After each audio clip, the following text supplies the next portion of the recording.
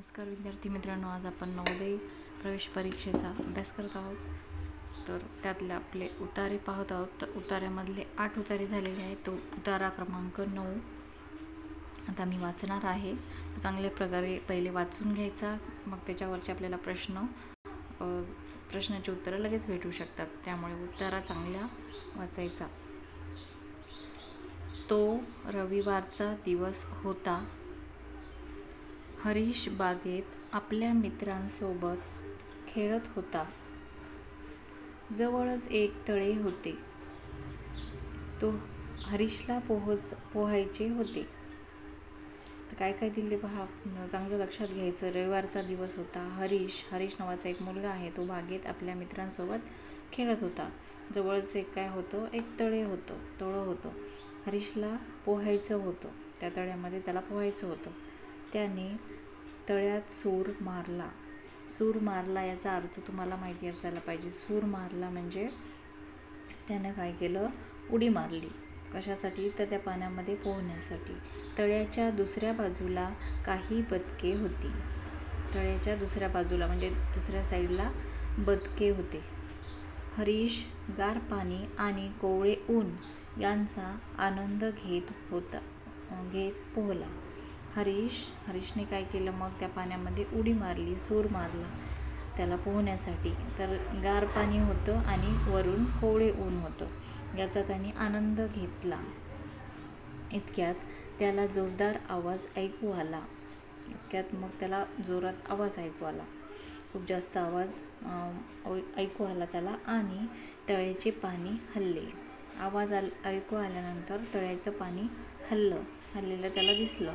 त्याने चहूकडे पाहिले की कोणी तळ्यात सूर तर नाही मारला. मग त्यानं आवाज कशाचा आला त्याच्यासाठी त्याने सगळीकडे इकडे तिकडे पाहिलं. चहूकडे म्हणजे चारी दिशांनी पाहिलं आणि मग तळ्यात कोणी सूर तर मारलेलं नाही असं त्यानं विचार केला. त्याला कोणीही दिसले नाही, पण त्याला तिथे कोणीही दिसलं नाही. तर हा उतारा चांगल्या प्रकारे वाचल्यानंतर आपल्याला या प्रश्नाचे उत्तरं चांगले समजू शकतात. तर आपण काय करायचं, परीक्षेला प्रश्न बघून घ्यायचे, प्रश्न वाचायचे आणि ह्या प्रश्नाचे उत्तर आपल्याला उतार्यामध्ये कुठे सापडतात ते पाहू शकता. किंवा तुम्ही जर उतारा चांगला वाचला तर तुम्हाला त्या प्रश्नांची उत्तरे लगेच दिसू शकतात किंवा कळू शकतात. तर पहिला प्रश्न बघा, हरीश बागेत रिकामी जागा सोबत खेळत होता. ऑप्शन वाचून घ्यायचे. ऑप्शन नंबर 1 ए भाऊ, बी सहाध्यायी, सी मित्र आणि डी टोळकी. ह्याच्यातलं उत्तर येईल. हरीश बागेत कोणासोबत खेळत होता? तर पहिल्याच वाक्यामध्ये आहे बघा, हरीश बागेत आपल्या मित्रांसोबत खेळत होता.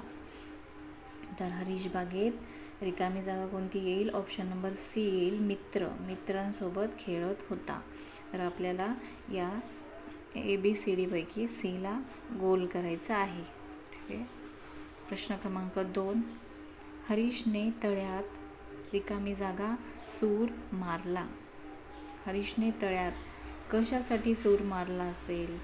तर हे उत्तर आपण वाचला होता. तर ऑप्शन वाचून घेऊ. ए पोहण्यासाठी, बी मासे पकडण्यासाठी, सी बदकांचा पाठलाग करण्यासाठी आणि डी आंघोळीसाठी.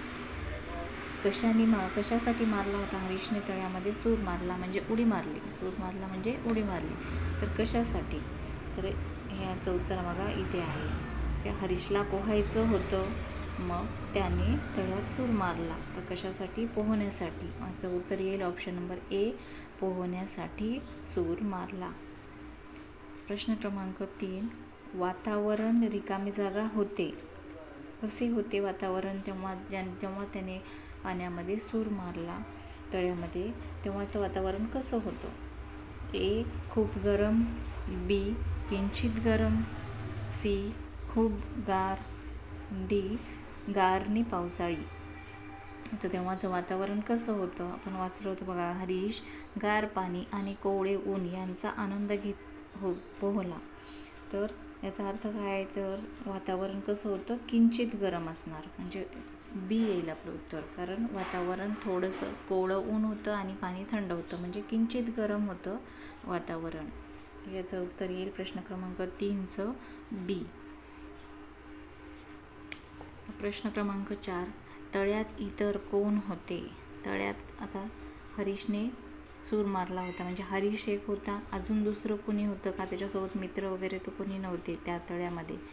तर ऑप्शन आहे ए काही बदके, बी 2 मुले, सी हरीशचे मित्र आणि डी कोळी.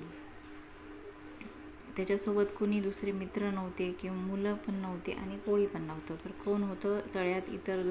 दुसऱ्या साईडला काही बदके होते, त्याला काही बदके दिसली होती, म्हणून याचं उत्तर येईल प्रश्न क्रमांक 4चा ऑप्शन नंबर ए काही बदके. प्रश्न 5, सूर मारणे